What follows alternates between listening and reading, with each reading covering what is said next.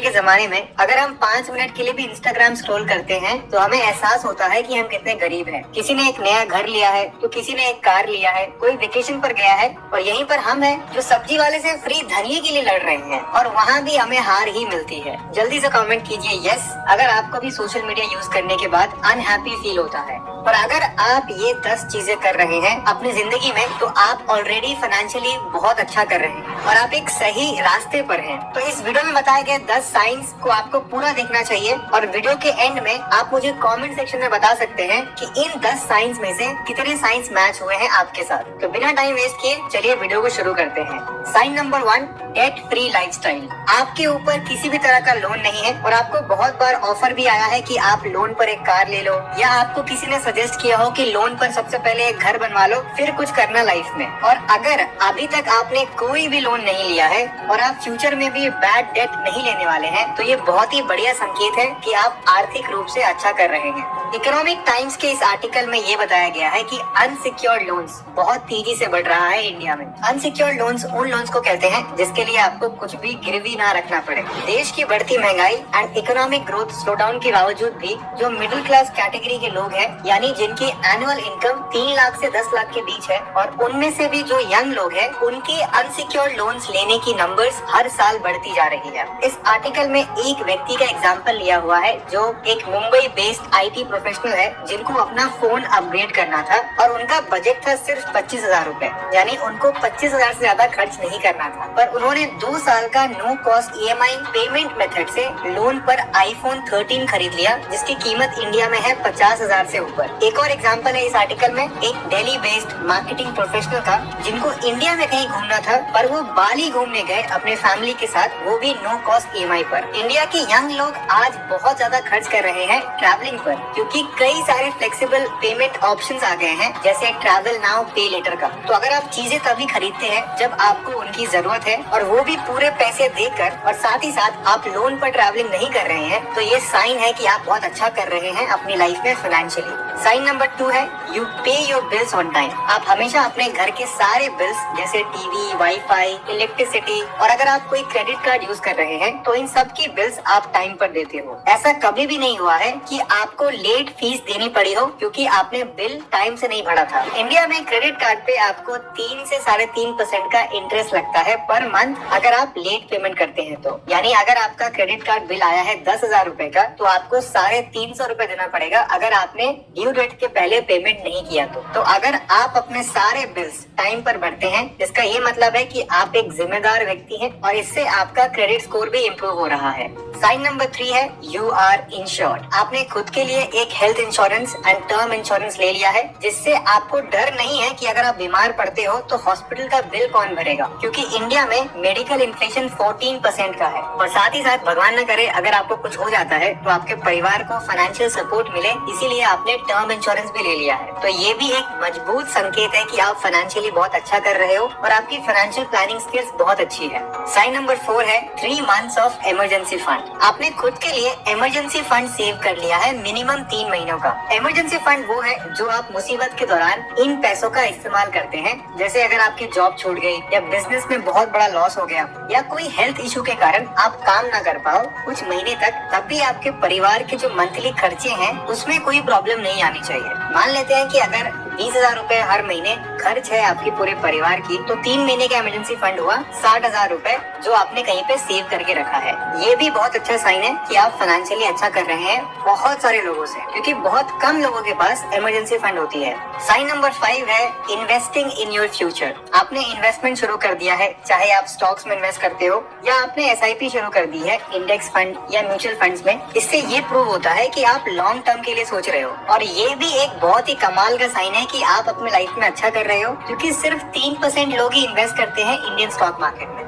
Sign number 6 है you are focusing on increasing active income. आप हमेशा ये सोचते रहते हैं कि आपकी एक्टिव इनकम को कैसे बढ़ाया जाए अपने जॉब या बिजनेस के साथ साथ, क्योंकि आपने ये सीख लिया है कि अगर आपको फाइनेंशियली लाइफ में आगे बढ़ना है तो उसके लिए आपका एक्टिव इनकम भी हर साल बढ़ते रहना चाहिए। और आपने ये भी सोच रखा है कि अपने एक्टिव इनकम को आप जेन्युइन तरीके से बढ़ाएंगे, कोई भी शॉर्टकट नहीं लेंगे। अगर आप अभी एक स्टूडेंट हैं तो आप भी मेहनत कर रहे हैं एक साइड इनकम शुरू करने के लिए, तो ये साइन ये बताता है कि आपने इकोनॉमिक्स समझ लिया है बहुत ही कम उम्र में, यानी पैसे सेव करना, उन पैसों को इन्वेस्ट करना और साथ ही साथ अपना एक्टिव इनकम को बढ़ाना, इस मॉडल को आप फॉलो कर रहे हैं। साइन नंबर 7 है avoiding lifestyle inflation. Lifestyle inflation का मतलब होता है जब आपकी इनकम बढ़ती है तब आप अपने खर्चे भी बढ़ा देते हो। जैसे अगर आप पहले 30,000 रूपए पर मंथ कमा रहे थे और उसमें आप 10,000 रूपए सेव कर पा रहे थे, पर अभी आप 40,000 रूपए कमा रहे हैं पर उस पर भी आप 10,000 रूपए ही सेव कर पा रहे हैं। यानी जैसा कि आप इस एक्सेल शीट में देख सकते हैं, आपकी इनकम बढ़ी है 30,000 से 40,000 रूपए तक, यानी 33.33% की ग्रोथ हुई है। पर आपकी जो मंथली एक्सपेंसेस है वो भी 20,000 से 30,000 रूपए हो गया है, यानी 50% बढ़ी है आपकी मंथली एक्सपेंसेस आपके 33.33% के ग्रोथ से। तो आप लाइफस्टाइल इन्फ्लेशन से दूर रहते हैं, आपके खर्चे सेम ही है जैसे जैसे आपकी इनकम बढ़ रही है। लाइफस्टाइल इन्फ्लेशन से दूर रहते हैं, आपके खर्चे सेम ही है जैसे जैसे आपकी इनकम बढ़ रही है।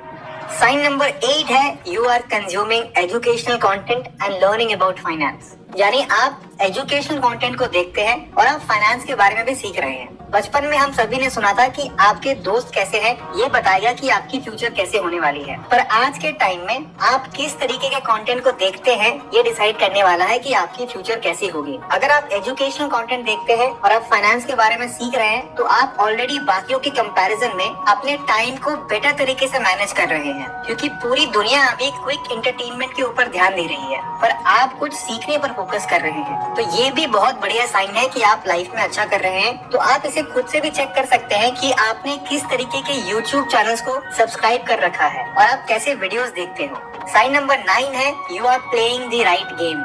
दो तरीके के खेल है जिसमें आप कौन सा खेल चुनते हो ये बहुत मैटर करता है कि आप लाइफ में अच्छा कर रहे हो या नहीं। पहला गेम है स्टेटस गेम। आप स्टेटस गेम जब खेल रहे हो तो आप ये कोशिश करते हो कि आप कैसे दूसरे व्यक्ति से बेटर महसूस करें, और ये तभी होता है जब आपके पास वो चीज है जो उनके पास नहीं है। यानी आपका घर कितना बड़ा है, उसमें कितने कमरे हैं, आप कौन सी कार ड्राइव करते हो, आप कौन से ब्रांड्स के कपड़े पहनते हो, किसी दूसरे व्यक्ति के कंपैरिजन में ये डिसाइड करता है कि आप कितने खुश रहने वाले हो। स्टेटस गेम में सबसे बड़ी प्रॉब्लम ये है कि आपको हमेशा किसी एक व्यक्ति या ग्रुप ऑफ लोगों से खुद को कंपेयर करना होता है, यानी हमेशा आप एक कॉम्पिटिटिव माइंडसेट में रहते हैं। मान लेते हैं कि अगर आपके 4 फ्रेंड्स हैं और सभी लोअर मिडिल क्लास फैमिली से हैं, जब आप एक लेटेस्ट आईफोन लेते हैं तो आपको तब तक बेटर फील होता है जब तक कि आपके बाकी फ्रेंड्स के पास आईफोन ना हो। कोई अगर आपसे ज्यादा बेटर है तो ऑटोमेटिकली आप उस व्यक्ति से नफरत करने लगते हैं या जेलस फील करते हैं। तो आपको स्टेटस गेम खेलना ही नहीं है, आपको दूसरा गेम खेलना है जो है वेल्थ गेम का। इस गेम में आप एक इंडिविजुअल प्लेयर हो, आपको पूरे सोसाइटी के बारे में नहीं सोचना है। आपको पता है कि आप एक सही रास्ते पर हो, क्योंकि कुछ ही सालों में आपकी जो वेल्थ है वो आज से बहुत बेटर होगी और इससे आपको खुशी मिलती है, क्योंकि यहाँ आपको दूसरों से खुद को कंपेयर करने की कोई जरूरत नहीं है, आप खुद से कम्पीट कर रहे हो। तो चलिए मैं आपको तुरंत आपके बारे में बेटर फील करवाता हूँ। आप रिवाइंड कीजिए, आज से 10 साल पहले आप कैसे थे और आप आज कैसे हैं। ज्यादातर लोगों की ग्रोथ आपको हर दिन नहीं दिखती है, पर जब आप उन्हें कुछ सालों से कंपेयर करते हैं तो आपको दिखता है कि किसी व्यक्ति ने कैसे अपने जीवन को बेहतर किया है। तो अगर आप वेल्थ गेम खेल रहे हैं तो ये बहुत ही अच्छा साइन है कि आप आर्थिक रूप से सही रास्ते पर हैं।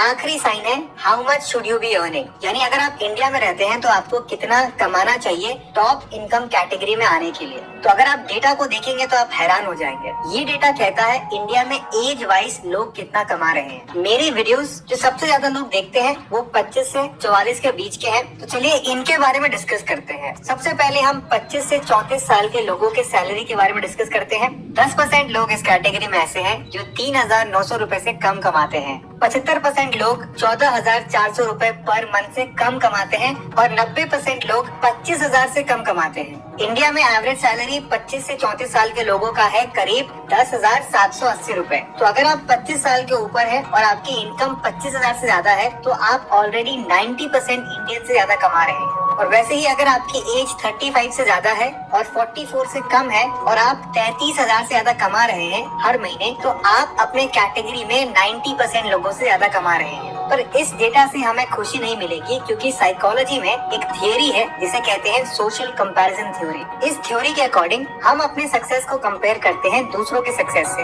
तो अगर मैं इसे इनकम से रिलेट करूं, तो आपके जो क्लोजेस्ट लोग हैं वो कितना कमा रहे हैं ये डिसाइड करेगा कि आपको कैसा महसूस करना चाहिए। अगर आपके फ्रेंड्स 50,000 रुपए महीने कमा रहे हैं और आप 35,000 रुपए कमा रहे हो, भले ही आप इंडिया के एज कैटेगरी के इनकम से ज्यादा कमा रहे हैं, पर क्योंकि आपके फ्रेंड्स ज्यादा आपसे कमा रहे हैं तो आपको अच्छा फील नहीं होता है अपने बारे में। क्योंकि एक और साइकोलॉजिकल थ्योरी है जिसका नाम है लॉस एवर्शन थ्योरी। इसके अकॉर्डिंग हमें लॉस होने पर ज्यादा दुख होता है उतना ही प्रॉफिट होने पर खुशी के कंपैरिजन में। यानी अगर आपके पैंट से आपको 100 रुपए मिले तो आपको जितनी खुशी मिलेगी उससे कहीं ज्यादा आपको दुख होगा अगर आपके 100 रुपए गुम जाए तो। इसी तरह अगर आप अपने क्लोजेस्ट लोगों से ज्यादा कमाते हैं तो आपको जितनी खुशी मिलती है उससे कहीं ज्यादा आपको दुख होता है अगर आप उनसे कम कमाते हैं तो। इसका सोल्यूशन वॉरेन बफेट ने बहुत अच्छे से समझाया है इनर स्कोर कार्ड को इंट्रोड्यूस करके। इमेजिन कीजिए कि दो पेपर है जिसमें एक में आपको सोसाइटी नंबर देती है और दूसरे में आप खुद को नंबर देते हो। सोसाइटी जो नंबर देती है उसे कहते हैं आउटर स्कोर कार्ड और ये नंबर डिपेंड करता है कि आपने क्या क्या चीजें खरीदी हैं। और जो आप खुद को नंबर देते हो